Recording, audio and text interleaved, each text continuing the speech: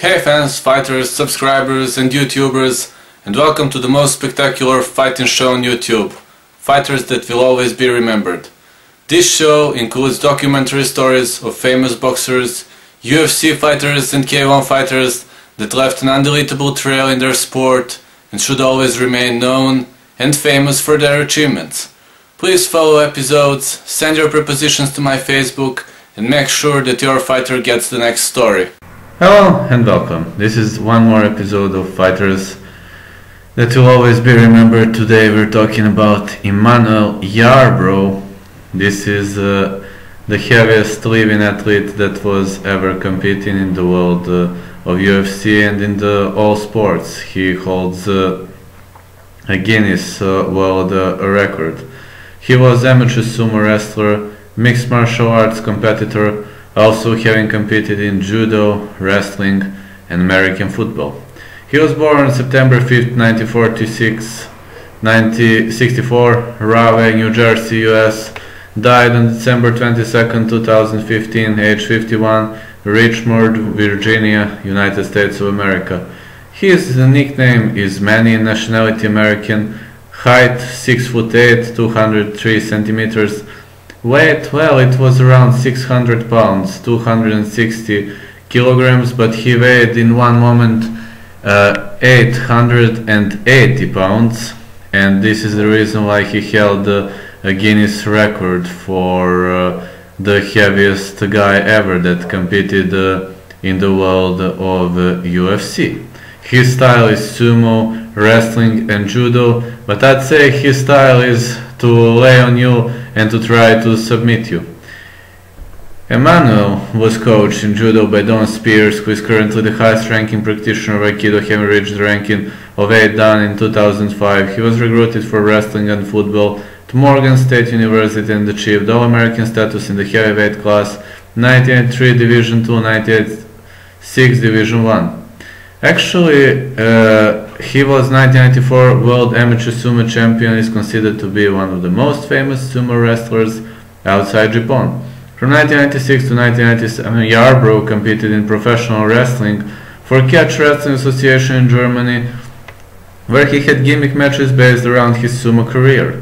He took part in a sumo tournament against the entire staff of the promotion, being declared the winner after beating everybody except August Smissel and Terminator Mastino. He later won another tournament, beating the likes of Osamu Nishimura and Jason Neidhart, Jim Neidhart's cousin. So, you now probably want to talk about his MMA career. This is the reason why we're here actually. Alright, in the first fight versus Kate Hackney, September 9, 1994, it lasted very short, only 1 minute 59 seconds. He received a strong palm strike here and he went down, and Kate Hackney had no gloves. These were beginnings of the UFC. He was striking. He even bleeded those two wrists. He even bleeded there, and Kate Hackney was punching him really strong. And Hackney was really giving everything he has. He was really fatigued. It happened in Charlotte, North Carolina, United States. I've got to say that this was a really tough decision for Kate Hackney. I got to say that he had a really difficult job beating Emmanuel Yarbrough. Despite he was on the ground, he was even striking him here and he was unable. He was striking here. Yarbrough submitted over after 2 and only, believe it or not, 2 minutes. In a later fight, he was fighting Shuto. He had on April 26, 1998 one match on Pride.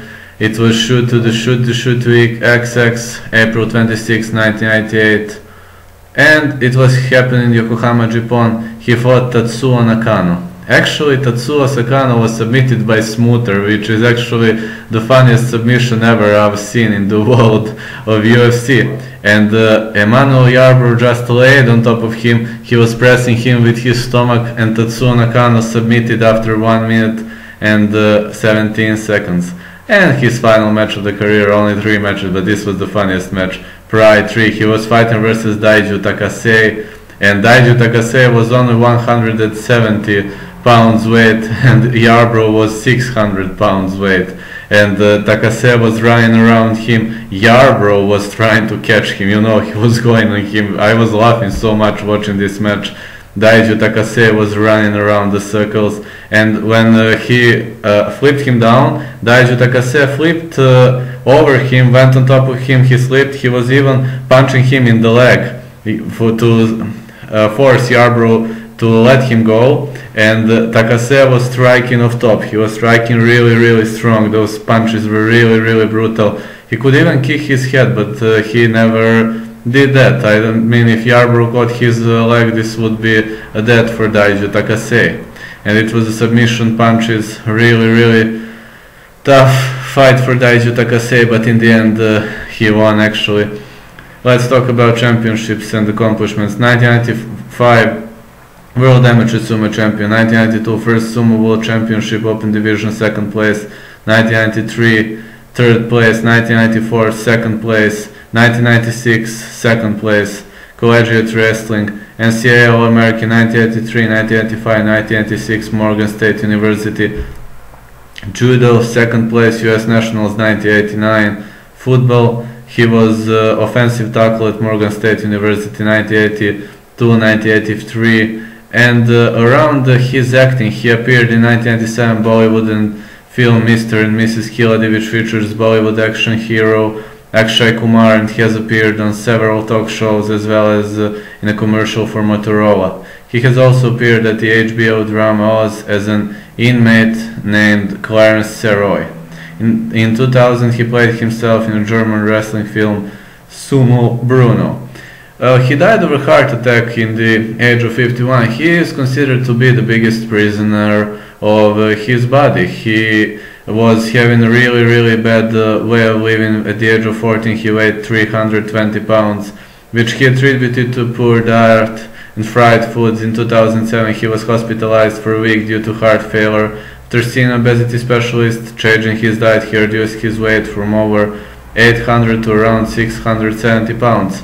And Emmanuel Yarbrough, I mean, he left a trail in the world of UFC, but I got to say that there was a problem with there because Yarbrough was never watching around himself. I mean, he was funny to watch. I got to say, he was really funny to watch, and this is the main reason why I think that he left an unreadable trail in the world of UFC, and he is one of the guys that made this sport pretty much funny and that gave contribution here. I hope there will be in the future more fighters like him or Bob Sapp, which will also receive all the blood in the ring, which will also make this sport funny and interesting for the crowd.